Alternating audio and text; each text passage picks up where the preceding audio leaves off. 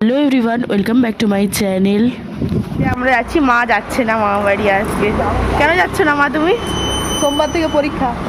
ভাইয়ের পরীক্ষা বলে মা যাচ্ছে না, আমি আর বাবাই যাচ্ছি। রেডি হয়ে গেছে এই যে। আমরা কোথায় যাচ্ছি সেটা হয়তো তোমরা বুঝতে পারছো না। এটা হচ্ছে জামাই ষষ্ঠীর দিনের ব্লগ। আমি আর বাবা মিলে চলে যাচ্ছি জামাই ষষ্ঠীতে মামা বাড়িতে। মা তো গেল না, সেটা কারণ তো তোমরা সবাই জেনেই গেলে। আর ভাইও এখন চলে যাচ্ছে ভাইয়ের মামা বাড়ি, কারণ মামাও এসেছে, তাই জন্য ওরাও চলে যাচ্ছে মামা বাড়িতে।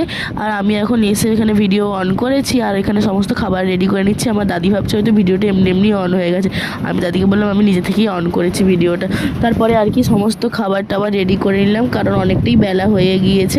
আর বাবা সকালে স্কুল ছিল বলে বাবা স্কুল করে এসেছে, এখন যেহেতু মর্নিং স্কুল চলছে। দাদি যেরকম বললো আমি তো সেরকমই সমস্ত কিছু রেডি করে নিচ্ছি। একটা প্লেটে আমি সমস্ত মিষ্টি আর লুচিটা সাজিয়েছিলাম, আর একটা প্লেটে আমি সব ফলগুলো সাজিয়েছি, যেগুলো দাদি এখন ফলটা কাটছে। দেখো আমাদের কিন্তু সমস্ত কিছু সাজানো হয়ে গেছে, আর এখন দেখো বাবাও বসে পড়েছে। আর আজকে না শাঁখ বাজানো বা উলু দেওয়ার জন্য কেউই নেই, তাই আমাকেই দুটো করতে হবে। আমি শাঁখও বাজাচ্ছি আর উলুও দিচ্ছি তার সাথে সাথেই।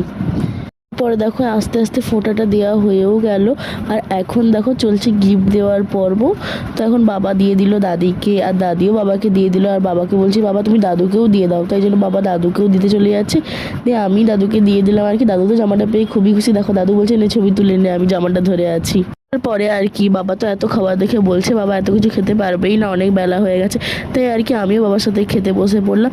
আর আজকে যেহেতু শনিবার দিন ছিল, তাই জন্য সমস্ত কিছুই কিন্তু নিরামিষই হয়েছে। আর লাঞ্চে কী কী ছিল সেটাও চলো তোমাদেরকে শেয়ার করেই দিলাম। আর এখন হচ্ছে বিকাল হয়ে গেছে, তাই বাবা না বাড়ি চলে যাবে, তাই আমি একটু চা করে দিচ্ছি আর পাঁপড়ও ভেজে দিলাম। আর দেখো এখন বাবা চলেও গেল বাড়ি, আর আমি না আজকের দিনটা রয়েই গেলাম মামা বাড়ি। মানে আমি এখন রয়েছি আর কি মামা বাড়িতে।